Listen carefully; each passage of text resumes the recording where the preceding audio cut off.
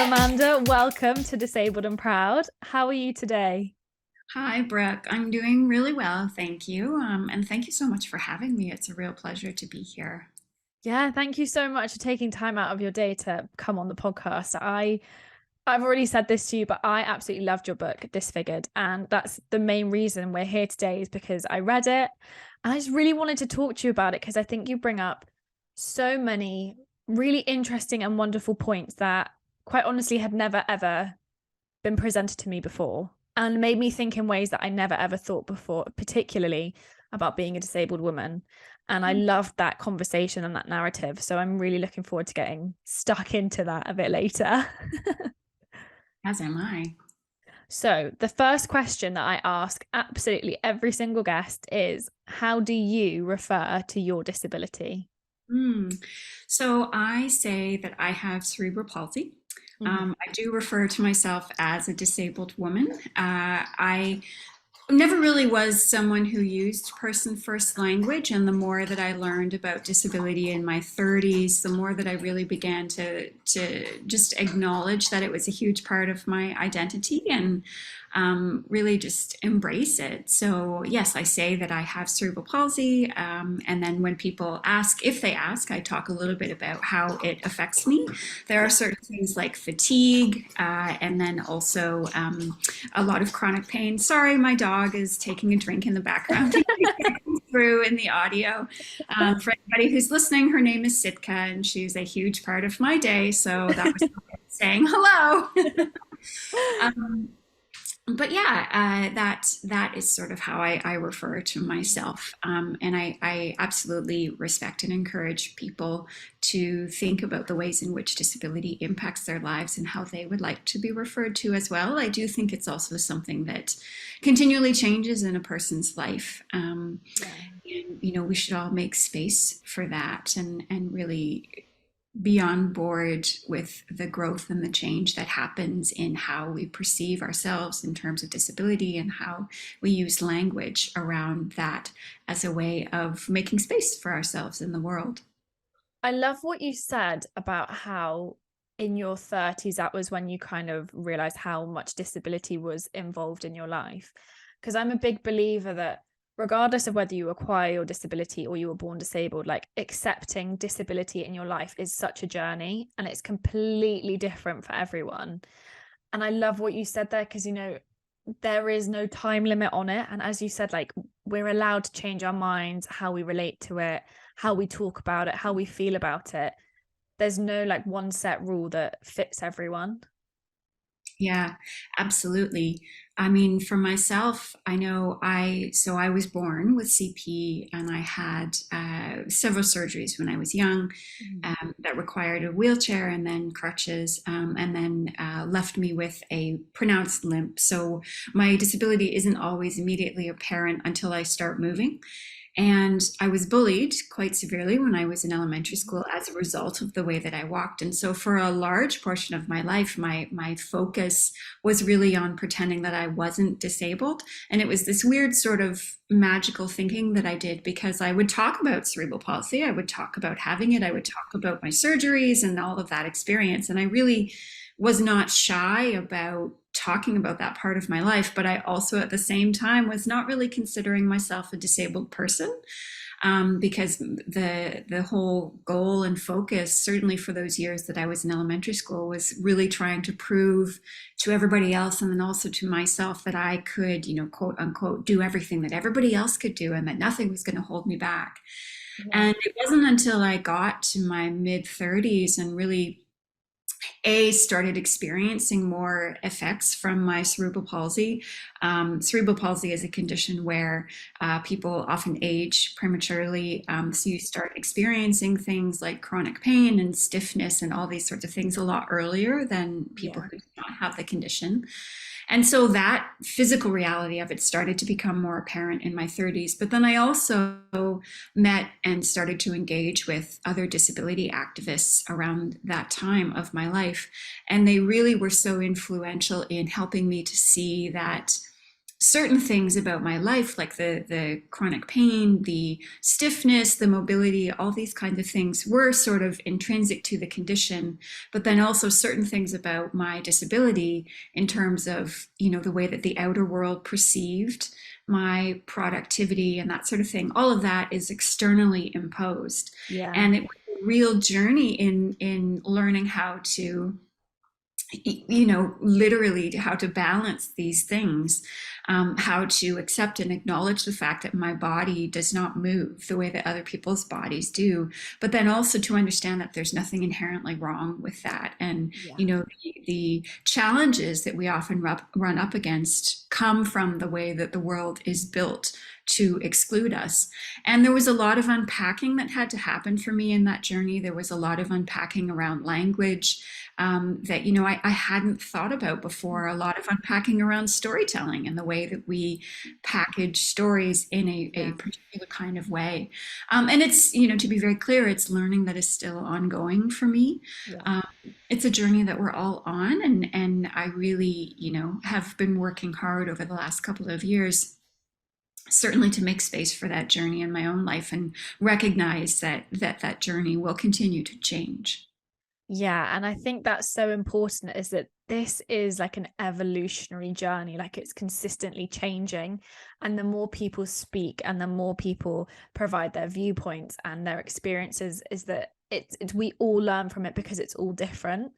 And I Yeah. love that, because it's consistently growing, it's consistently moving forward, but it's taking turns in different ways that maybe, even like 5 years ago we might not have seen, or even 2 years ago, or when we think back to the pandemic, like how much growth there was in terms of productivity for disabled people, when we think about lockdown and how amazing that was for so many people, and how that again has influence how we speak about disabled people in the workplace. We would never have had that had we not had the experiences of lockdown and COVID, which is one of those really weird things that happened, and like I'm still really not over it. But if that Yeah. hadn't have happened, we wouldn't have been able to have the conversations about accommodating people in the workplace in a way that benefits them, because we now have the proof Mhm. that it does help. So there's so many things that consistently change and move, and I love that about it, because I think you're so right. I don't think it's like we're all on this journey together.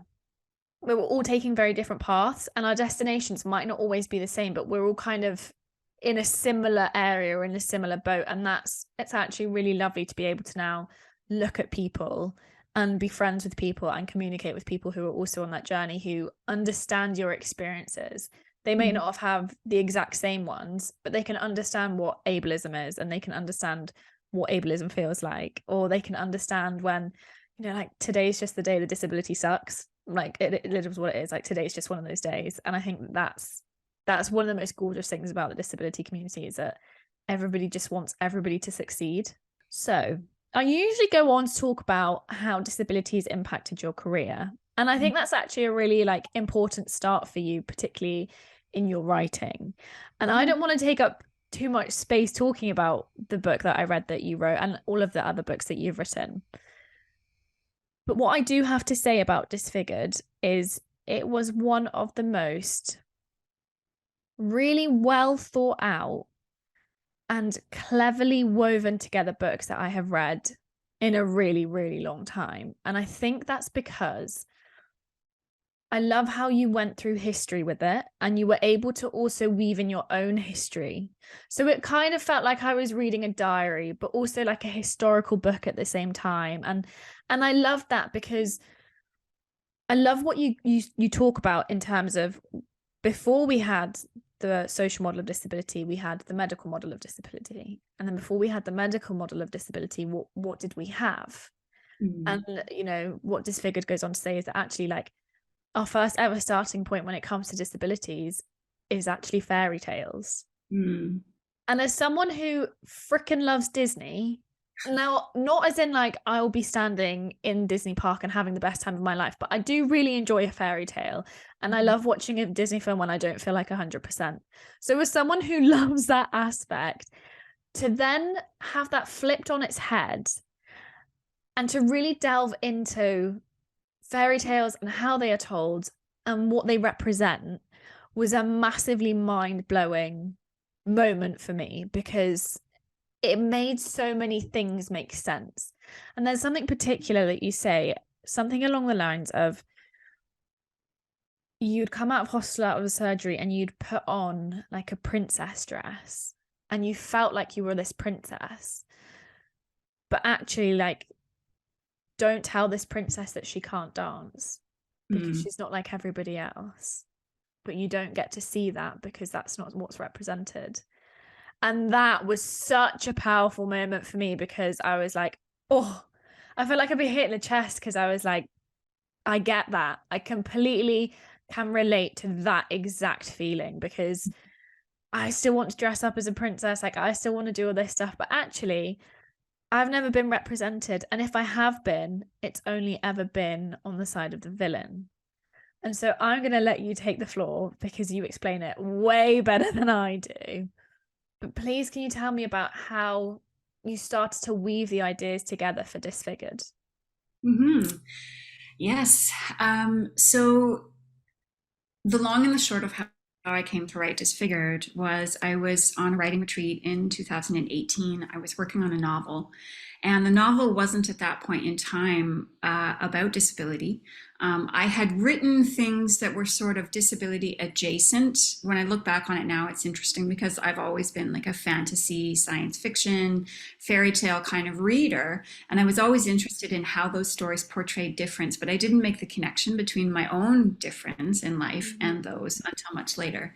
And so I was writing this novel and I was struggling with it. And I went for a walk. I was in this retreat that was in a lovely little wooded area off the coast of Seattle on Whidbey Island. And I went for a walk trying to figure out the novel. And they had these walking sticks in front of our cottages that we could use to go through the forest. And I don't use a cane in my day to day, but I noticed when I was walking with the walking stick that it was much easier than if I had just been going on my own. And part of that reason was because in the forest, of course, there are all these roots that are sticking up from the ground. The ground is usually uneven in different places. And for me, I tend to stare at the ground when I walk anyway, even if I'm walking on a flat surface, because I trip often. I trip all the time. And if I'm in the forest, it happens, in exponential amount. And so I was walking and I was sort of like just offhandedly thinking about how inaccessible the forest was. And then I started thinking about the forest, not as a physical entity, but as a mental entity, if you will, or an imaginative entity, the way that we think about the forest in fairy tales and stories.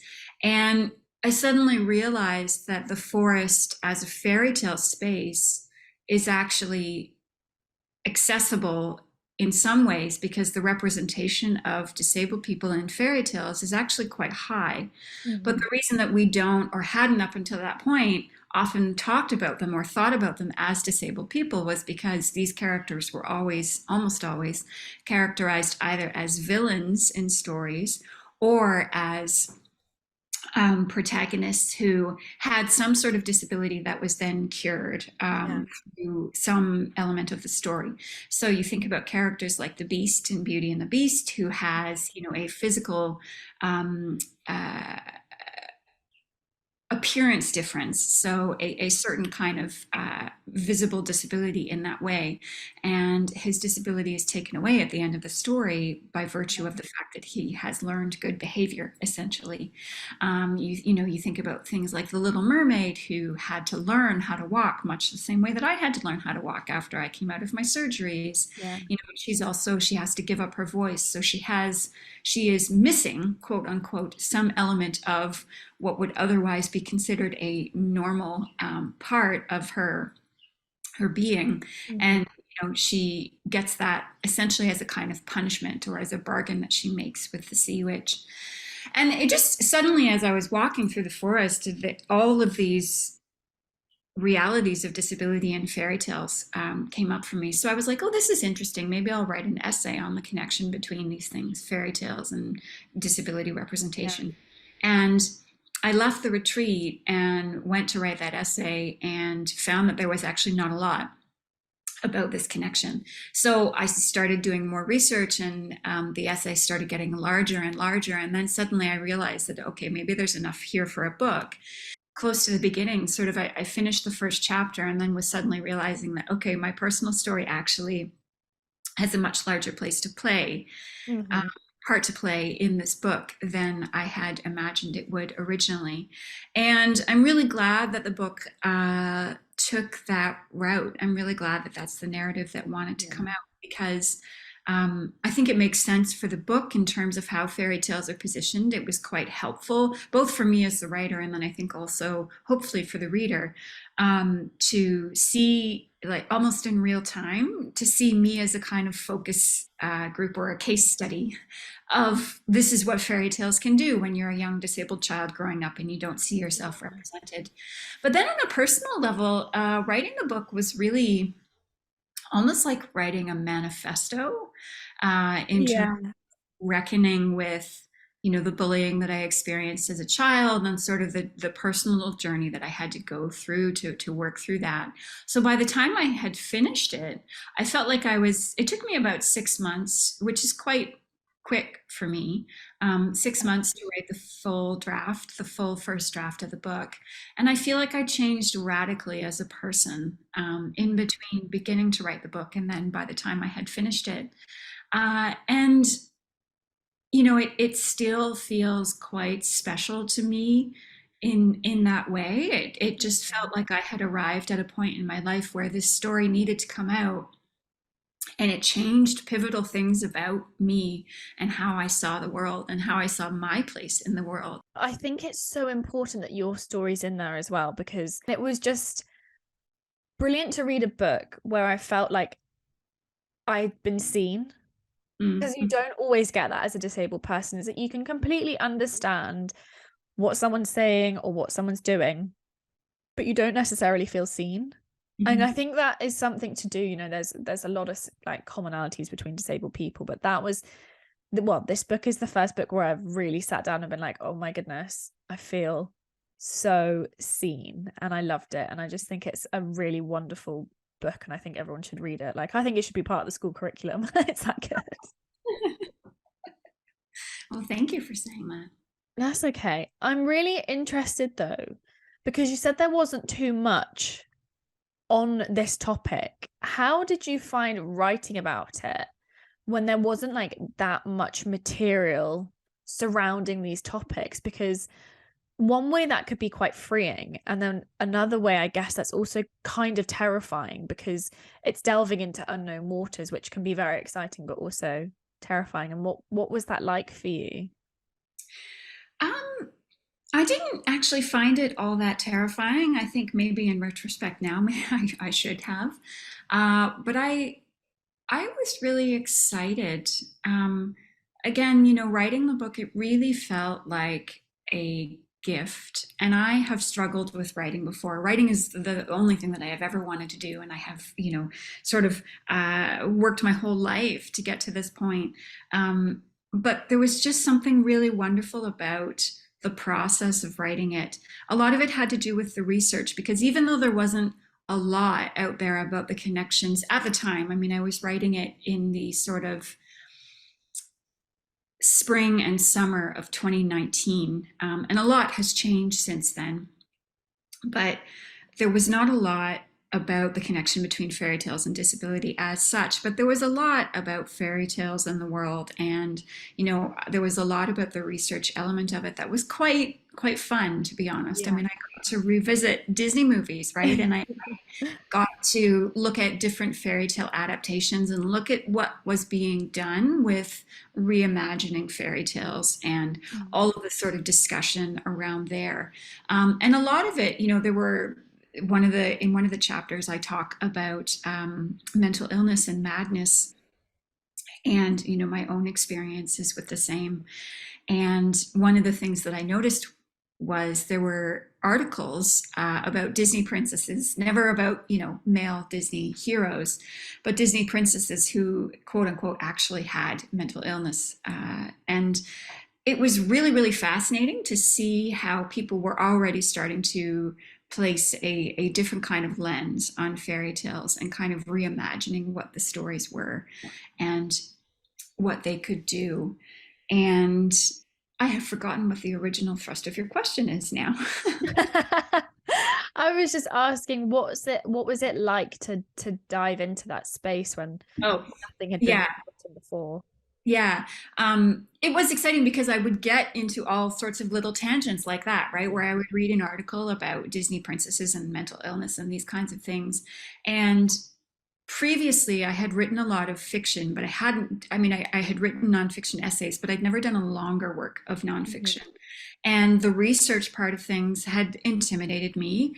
But in writing Disfigured, it was so exciting and so much fun really to be writing. And I'd write a little bit of my own story, and then I'd maybe get stuck, or I wasn't sure what to write about next, and I would go back on the internet, or I would go back into the books, and I Yeah. would read something. I would read a fairy tale, or I would read a take on a particular fairy tale that would inevitably send me down another little rabbit hole where I could explore, and it would open up a whole new branch of something that I could talk about. And it was a lovely experience. And, I hope in saying that out loud that I don't jinx myself for other lovely experiences in the future.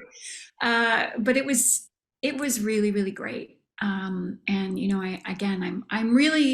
I am so grateful for Disfigured and the role that it has played in my life in terms of writing it, in terms of just the experience of being with the book when it was taking shape. And then now that it's out in the world and has been connecting with so many people, even getting to talk about it and to revisit the journey of writing the book has been so wonderful.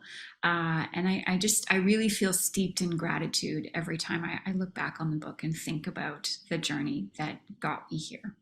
Yeah. I wonder, you said that you came into writing the book one person and you almost left writing the book another person, and how your views had changed or developed. And I was wondering if you could explain that a little bit more. Hmm. Um, well, I was a lot less confident in myself, and certainly in my relationship to disability, to my own disability, and then to disability politically at Yeah. large. I was much less confident in all of those things prior to the spring and summer of 2019 when I started writing the book. And then, of course, once the book came out in the world and the talking about it, that became a whole other uh, element of things, which, I learned and I grew into. And Mm. so when I think back now to the person that I was when I signed the contract for the book in the fall of 2018, um, it just feels like there are galaxies between that Amanda and this Amanda now. Uh, but it also feels inevitable at the same time, right? Like I can look back at that woman now and say she's so different from the person that I am now. But I also see the seeds of who she was going to become. Um, Again, I feel like a broken record here, but I'm really, really grateful for the fact that that journey played out in my life, and the fact that I was at a point of time in my life where I could have that perspective and understand that the book was changing me in ways that I was ready for. Because I would not have been ready to write Disfigured in my, teens. I would not have been ready to write it in my 20s. Yeah. Uh, I was not at a place of just acceptance and reveling in my disability, which maybe sounds strange, but I, as I talked about before, I was always, I would tell people about my cerebral palsy and how it had affected my life, but I wouldn't call myself disabled in those same instances. But there was a kernel of me in those times that enjoyed telling the story. I enjoyed, and I still do enjoy, the fact that this thing happened to me. I came into the world in a particular kind of way that made me different from other Yeah. people. And I really liked that, Yeah. even as I also pushed against it, certainly when I was younger. And, I think you could say that part of my journey as a disabled woman has been watching that kernel, that seed of something really flourish and flower into the person that I was always meant to be.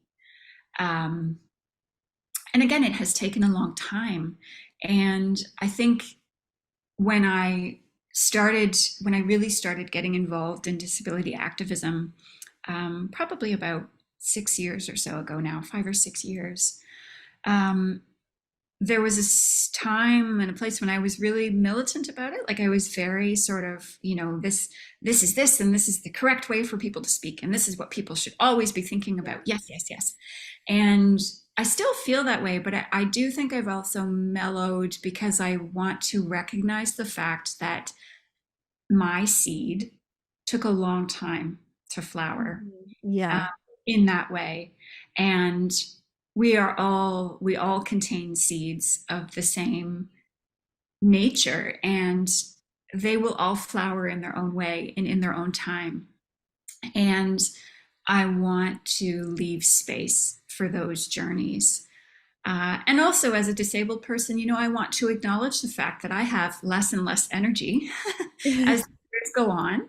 And part of one of the wonderful things, if I may, about disability is that it has really encouraged me to sink into the need for rest, sink into the need for acknowledging that I'm going to do different things at different times. I'm going to have energy levels that are different at different times. Yeah.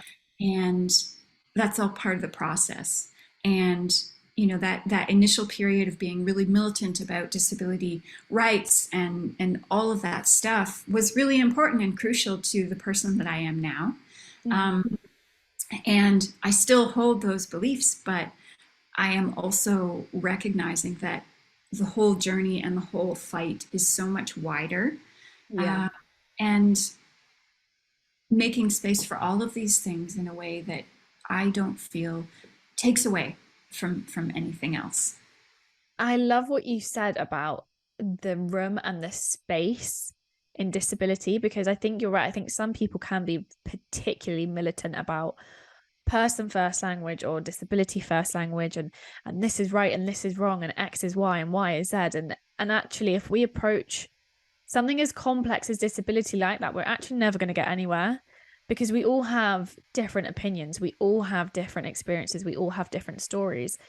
And so to try and be so militant in that area is never going to work, because it's not one size fits all. Like, disability is very much an umbrella term that a lot of people fit under, and how they relate to that and how they relate to their own disability and how they relate to the outside world is all so different. So I don't think as a community we would ever grow if we suddenly become super strict and super militant about how we spoke about it, because I think that would leave, like you said, it would leave no room for anybody to grow and have their own experiences and to have their own individual journeys with acceptance and disability, because quite often the two do come hand in hand.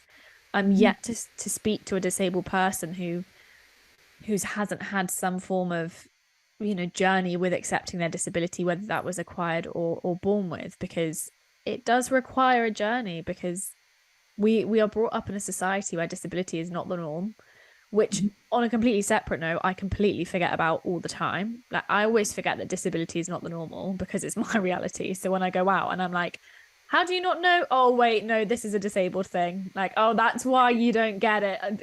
That's why. It's because you're not part of the club.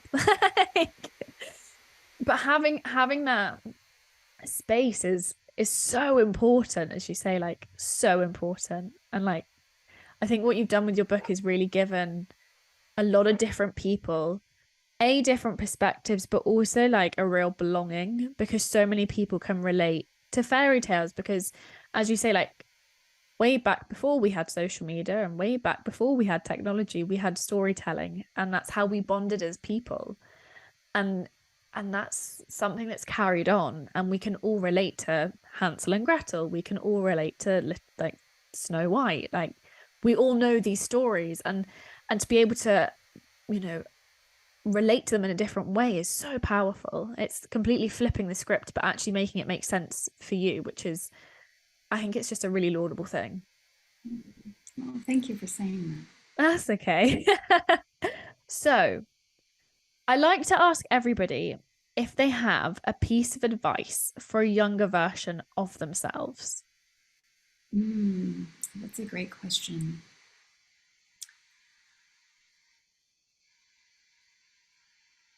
Mm. So, one of the things that has been really hard for me as a disabled woman um, is this idea of self-worth, particularly when it comes to romance. I went through elementary school, which elementary school was 12 years of my life, and I was 13 years old when I left, and there were lots of self realizing and self actualization experiences that came after that. But those years were quite pivotal in terms of teaching me a few things. And one of the things that being a disabled child on the playground who got picked on and made fun of a lot, one of the things that it taught me was that I was not worthy of love. Mm-hmm. And I have spent the better part of my adulthood uh, believing that.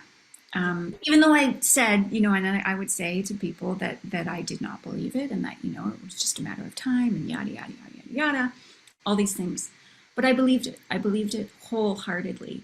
And I mean, I'm 40 years old now. Mm-hmm. So it's been 27 years, 27, well, more, really more than 30. I mean, it's been more than 30 years since uh, those key times of being bullied on the playground. And it has taken the better part of those more than 30 years to get to a point. Again, I talked about seeds a little bit earlier. Yeah. And I think what I would tell my younger self is that the love that you're looking for and the love that you think you do need, but the secret is that you are the person that can love yourself that much. Yeah. You don't need to wait for somebody else to do it for you. Yeah. And that was a realization that I came to last year when I turned 40. And it has taken a really long time. And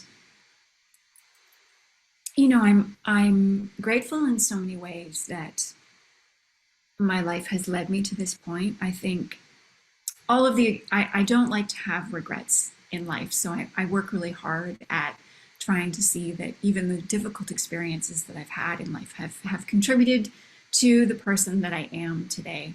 Mm-hmm.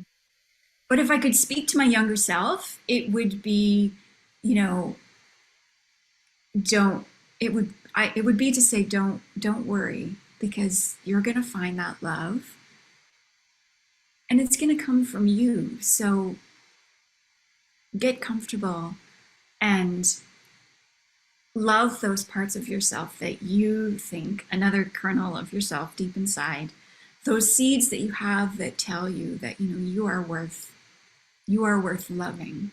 Mm-hmm. You will recognize that one day. It will all become clear. And everything that you're going to go through, everything that's difficult and hard, will help you to fully recognize and appreciate those seeds when they flower. Um, and I often think, like, would that journey have sped up for me if I had read a book like Disfigured when I was in my teens? Yes. It might have.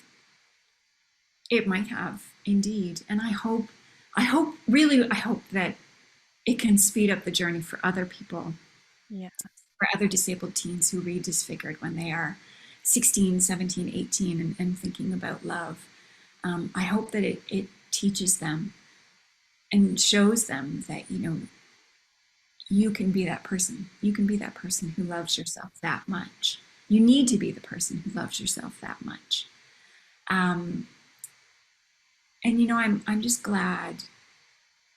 I'm glad that things have turned out the way that they have. So, for my younger self, I would say, you know, be patient, as hard as it is to be patient, and recognize that everything that's happening to you is something that you will learn immeasurably from. life is going to teach you so much, and you will be so grateful. Yeah. Uh, I am a big Ted Lasso fan, and watching an episode yesterday, and there was a part where one character says to the other character, um, something like, "It didn't happen to me; it happened for me," uh, Yeah. and I loved that. It really rang a bell. I'm mixing my metaphors left, right, and center in this podcast today. Oh, Um, don't worry about it. I mix my words up all the time. It's fine. but it really rang a bell deep inside, and yeah, that's what I would say to my younger self. These things are not happening to you; they are happening for you, so that you can become the person that you need to Yeah. be. And it throws everything else, in such a wonderful light. I am grateful now for all of the experiences that have happened, despite the fact that they were painful, despite the fact that they were hard, despite the fact that I am going to continue to work towards a world where we don't necessarily need all of these specifically painful experiences in order for Yeah. people to become fully fleshed out, actualized human beings, right? Like, if we could get to a world where we can bypass all of that bullshit and Yeah. raise our disabled children in a world that they know right from the get-go that they are valued, that they have things to contribute, that they are wholly important and lovely and beautiful just as they are, Yeah. that will be wonderful. Um, yeah. I love that. And thank you for sharing that as well, because it's always really interesting when we think about our younger selves compared to who we are right now, because we all know that actually it works out fine. But when you look at your younger self, like there were times where you did worry about things that you never, you couldn't see what was going to happen. You didn't know where you were going to go. You didn't know what your journey was going to look like. We all know it's going to be fine in the end, but actually at that point in time, it can be petrifying. And I think that that's a really lovely way of looking at it, is that actually it's happening for you. Mhm. These things are happening for you to become this person, which inevitably is going to impact the world in some way you don't necessarily know yet, but it's going to be a good thing. I like to ask, is there a particular set of questions and or one or two weird questions that you get asked about your disability, like maybe on the regular, that actually when you look at them, you kind of have to laugh it off, or you think, oh no, not this one again? Mm.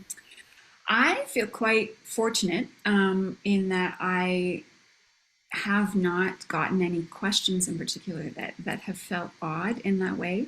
Probably because I do, as I've sort of mentioned, I have a very visible limp, but I also have a lot of able-bodied privilege and can access a lot of spaces that uh, some disabled people cannot. So people don't often, I think to ask those questions of me. Uh-huh. However, I did have an experience when I was in my early teens. I remember being in high school and I was speaking with my high school gym teacher about my CP and talking about it.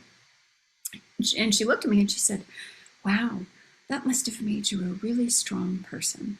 And she was genuine in saying that. And I remember feeling really uncomfortable because this was just my life. Like, it was Yeah. just my life. It would that I didn't feel particularly strong at that moment or now, in some ways. Um, and so I guess my answer there is that not so much, odd questions that I've gotten, but that sort of like, wow, you're a superhero in disguise that people often get. Um, when I was like, well, not really, actually, I'm just living my life. And this is the only life that I've known, so I actually don't know how to do anything different. That point exactly. Yeah. That point. I think that's such a key takeaway, is when people are like, oh, you're so strong or you're so brave. And I'm like, just living my life, Sarah. Like, really, like, I'm just going to the shop. I'm just getting my toilet roll. Like, it's really not that exciting. Yeah. Except for when people like you, Sarah, stop me in the middle of the street and say strange things. Yeah, right. It's so true. And it's so funny because I think these are the moments where I'm like, oh, ableism is so deeply rooted that you have no idea what you just said. Like, you literally have no idea about how what you said was actually about making you feel better and not making me feel better. Yeah, absolutely. Oh, it's so funny. Do you know what? I think sometimes, particularly like surrounding ableism and the world that we live and work in, is that if you don't laugh, I think sometimes you would just cry with despair because some of it is just so like crazy and like out there and it's so wild to think about that actually I think there's nothing better than having a group of disabled friends who you can be like, guess who asked me this question today? And you can all kind of like laugh in the hilarity of it because you just know how absurd it actually is. Mhm. Whereas if you tried to bring that up with like your non-disabled friends, they'd be like, they're being a good person. And you're like, oh, so problematic on so many levels. I live next to an assisted living facility, and one time I was getting an Uber ride back from the grocery store, and the Uber ride driver was very chatty and lovely in many ways. And we were driving up the road to my house, and we passed on the sidewalk a gentleman who lives in the facility, and he uses crutches, and he was out walking his dog. And we passed him, and the driver looked at him and then looked at me, and he was like, "That poor man. It's just so sad." And I mean, I got out of the car 4 minutes later, but I was so enraged that I couldn't say anything. Um, because of course it's a lot to unpack in the moment, right? Yeah. But it was so emblematic to me of the approach that many people take, right? Where like his saying to me, "Oh, that poor man," it actually does nothing significant in the Yeah. world. It does not change the material fortunes of the person that you're talking about in any way. All Mhm. it does is broadcast to this other individual that you don't really know that you are a kind person who thinks nicely of others. Yeah. It doesn't say, like, there's nothing in that interaction that touches on the sort of systemic and structural barriers that myself as a disabled person and then other people encounter to access. Um, it does nothing except make it did nothing except make that person, the driver, feel better about themselves for what they notice in the world. And I really, encourage a lot of my work around awareness is to get people to start understanding that this is where it starts, right? When you notice things like this, but you don't actually do anything to affect change, Mhm. um, you are part of the problem sounds like a really simplified way to put it, but we are all dependent on one another. We all, make actions and say things and move through the world in ways that impact other people. Yeah. And we really need to start thinking about our lives and our actions on that kind of level. Um, because it's not enough to just look at someone and say, wow, you must be a really strong person, or, oh, that poor person's life must be so hard. Okay, what are you thinking about how disability works or doesn't work in your own life? What sort of exposure do you have? What sort of experience do you have? Have you noticed how, many buildings have steps that go into them and don't have ramp-free access? Do you think about how Yeah. disabled people are portrayed in the media? No? Okay, great. Let's start to have an actual conversation that will lead us somewhere, right? Yeah. That is not a conversation. Oh, that poor person, their life must be so hard. It's not a conversation. It doesn't go anywhere. Yeah. And the point is to have conversations that go places, hopefully towards a better world. Yeah. I love that so much because it's so true. The only reason people say stuff like that is to make the other person think that they're empathetic, because that's Mhm. basically what it comes down to. Is it's like virtue signaling that you're a good person, like, oh, look at me, like I can recognize that that person is struggling. Oh, well done me. And I'm like, and I'm so in agreement with you, like, what did you do to make that better for that person? Like Yeah. what did you actually do? What actions did you take? What steps did you take to make it better? Because quite clearly you did absolutely sweet fa, and you just said that you were a good person, and like that's well done, pat on the back for you, but you didn't actually make anything better, so therefore you're not actually as empathetic as you think you are. Mhm.